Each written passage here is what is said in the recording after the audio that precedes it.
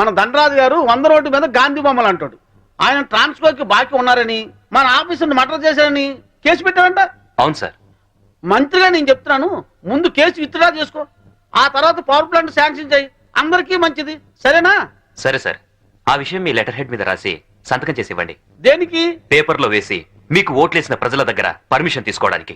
చూడు ఐఏఎస్, రెచ్చిపోబోక, నీ ఇవ్వ నీకు ఇప్పిస్తాను, తీసుకో. ఐఏఎస్ అంటే ఇండియన్ అడ్మినిస్ట్రేటివ్ సర్వీస్, అంతేకాని ఇండియన్ అవినీతి సర్వీస్ కాదు. నన్నే ఇంగ్లీష్ లో తిడతావా? నీ అంతు చూస్తా, నిన్ను చక్కెరకి మనియాలు పట్టిస్తాయి.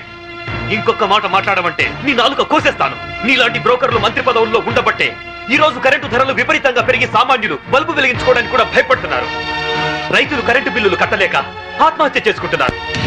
నిజాయితీగా మీ ప్రభుత్వం ఫ్యాక్టరీ యజమానుల దగ్గర కరెంటు బిల్లులు వసూలు చేస్తూ ఎలక్ట్రికల్ పోల్స్ మీద వైర్లు వేసి కరెంటు దోచుకునే వాళ్లను గుండె ధైర్యంతో పట్టుకోగలిగితే ట్రాన్స్కోకు లాభాల మాట అటుచితే నష్టం మట్టుకు ఉండదు. అక్కడేమో స్పాట్ బిల్లింగ్లు అంటూ మనం ప్రజల పుస్తలు అమ్మించి నిర్దాక్షిణ్యంగా బిల్లులు వసూలు చేస్తున్నాం.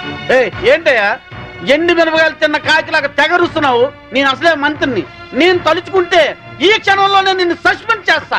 నువ్వు నన్ను సస్పెండ్ చేయలేవురా, ఎందుకంటే నా సిన్సియారిటీకి ఎప్పుడో ఒకప్పుడు ఇలాంటి ఎదురు దెబ్బ తగులుతుందని నాకు బాగా తెలుసు. అందుకే ఈ రిజిగ్నేషన్ లెటర్ ఎప్పుడు నాతోనే ఉంటుంది. This is my resignation letter. Good bye. అమ్మో, వీడు రాజీనామా ఆమోదిస్తే నా అవినీతి భాగవతం బయటకు వస్తుంది, వీడు ఇంకో ఐఏఎస్ రాజకీయ నాయకుడు అవుతాడు. ఈ రాజీనామా లెటర్ నేను చింపారిస్తే ఏ గొడవ ఉండదు. ఇప్పుడు రాజీనామా చేయాల్సిన అవసరం వచ్చింది. రాజీ పడి బతకలేక? రాజీ పడమని ఎవరన్నారు? రాజకీయంగా పలుకుబడి ఉన్నవాళ్ళు. ఏమిటండి ఇది? ఎవరో ఏదో అన్నారని ఉద్యోగం వదిలేసుకుంటారా? చాంతాడు తక్కువగా ఉందని బావని పూడ్చుకుంటారా? ఇది నీళ్లున్న బావి కాదు శాంభవి, ఎండమావి. ఈ సిస్టమ్ మొత్తం అవినీతితో పొల్యూట్ అయిపోయింది.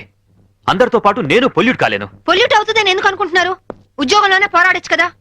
అంత ధైర్యం లేనప్పుడు ఐఏఎస్ ఎందుకు చదివారు? బుద్ధి లేక. అమ్మాయి చెప్పింది కరెక్ట్ నాన్న, ఇది మా భార్యాభర్తల విషయం. మధ్యలోకి రావద్దు అంటావు అంతేనా? రై, ఊరంతా కాదన్నా మీ ఇద్దరి పెళ్లి చేసింది నేను రా. మీరు భార్యాభర్తలు కావడానికి కారణం నేను కావచ్చు, కానీ ఇది మా పాలసీకి సంబంధించిన మ్యాటర్. మీకేం తెలియదు, మీరు వెళ్ళండి.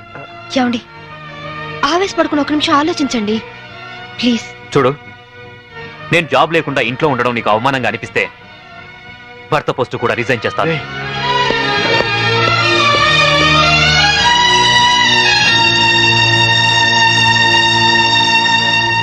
లోయర్ కోర్టు తీర్పును మరియు ఈ కేసుకు సంబంధించిన సాక్ష్యాధారాలను పరిశీలించిన మీదట ఈ వ్యక్తే నేరస్తులను రుజువైంది.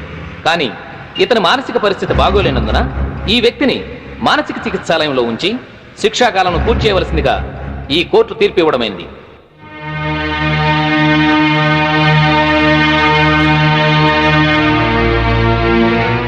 ఆ రోజు నా కొడుకు రిజైన్ చేశాడంటే తప్పు చేశాడేమో అనుకున్నాను, కానీ ఇప్పుడు అనిపిస్తుందమ్మా వాడు చేసింది కరెక్టేనని. మనకేదన్నా అన్యాయం జరిగితే కోర్టుకి వెళ్తాం, కానీ కోర్టులే అన్యాయం చేస్తే ఎక్కడికి వెళ్తాం? అందుకే నువ్వు రిజైన్ చేసి నాకు వచ్చే పెన్షన్తో ఏ టెన్షన్ లేకుండా అందరం హాయిగా బతికించు. Madam phone. హలో. ఏంటి వాయిస్ చాలా లోలో ఉంది? కోర్టులో జరిగిన దానికి అప్సెట్ అయ్యావా? ఎందుకు ఫోన్ చేసావు? నా తమ్ముడు సేఫ్ గా రిలీజ్ అయిన అకేషన్ లో సిటీలో ఉన్న వివిఐపీలందరికీ నేను ఒక చిన్న పార్టీ ఇస్తున్నాను.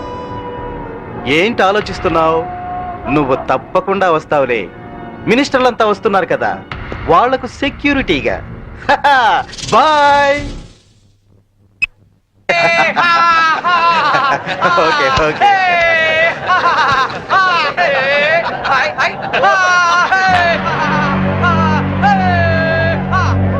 రామ్మా శాంభవి, నమస్తే.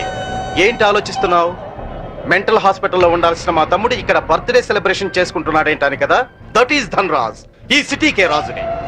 మీ పోలీస్ డిపార్ట్మెంట్ మా లాంటి విలల్ని ఏమీ చేయలేదు. నీ చేతిలో ఉన్న ఈ లాఠీ నీకు ఊతకర్రగా ఉపయోగపడుతుందేమో కానీ మాలాంటి వాళ్ళ మీద ప్రయోగించడానికి మాత్రం పనికిరాదు. నీ బెల్ట్, నీ ప్యాంట్ టైట్ గా ఉంచడానికే తప్ప మా మీద నీ పవర్ చూపించడానికి మాత్రం కాదు. పోతే నీ షూస్ లెఫ్ట్ రైట్ కొట్టడానికే తప్ప మాలాంటి వాళ్ళని కొట్టడానికి మాత్రం అస్సలు పనికిరాదు. ఈ మాత్రం చిన్న విషయం తెలుసుకున్నావనుకో, నువ్వు జీవితంలో బాగా పైకొస్తావు. It's my personal opinion. Minister గారు నమస్తే. ఇప్పుడు కేక్ కోసే కార్యక్రమం మొదలవుతుంది. బాబు, నువ్వు కేక్ కోసి మీ అన్నయ్య గారు నోట్లు పెట్టమ్మా.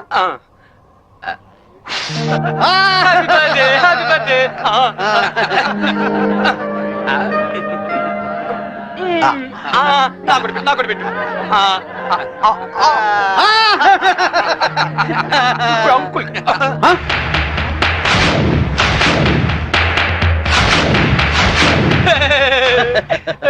మీరేం ఫీల్ అవ్వద్దండి, పాపం పిచ్చోడు కదా. మీ కార్యక్రమం మీరు కానివ్వండి. కానివ్వండి. Good uncle good uncle uncle మరే నాకు ఆ బెల్ట్ కావాలి. అమ్మో అంకుల్ నేను తీసుకొస్తాను కదమ్మా, నేను తీసుకొస్తానుగా.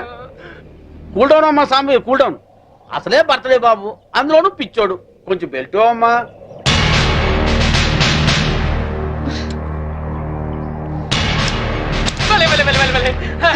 Thanks అమ్మా. ఇదిగో తీసుకో బాబు. అంకుల్ అంకుల్ మరి నేను ఇప్పుడు ఒక ఆట ఆడుకుంటానే. అలాగే ఏమవుతామా? నేను ఎవరినైతే ముట్టుకుంటాను వాళ్ళు షర్ట్ తిప్పి డాన్స్ చేయాలి. సత్తేనా ప్యాంట్ కూడానా?